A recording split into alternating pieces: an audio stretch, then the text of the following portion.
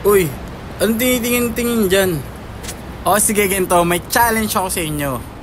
Pumasok kayo dyan sa ukay-ukay, pormahang Kel the Great. Bumili kayo ng pang-pormang halagang 150. 150 lang ha, pagandaan ng porma. Deal? Sige, kung sino pinakamagandang porma, may premyo sa akin. Go! Okay.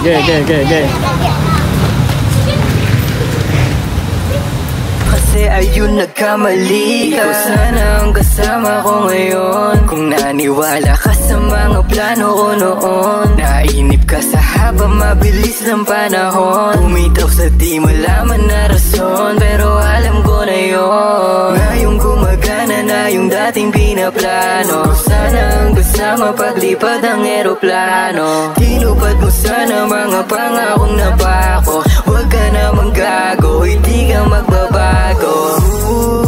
Huwag ka nang umasang babalik pa.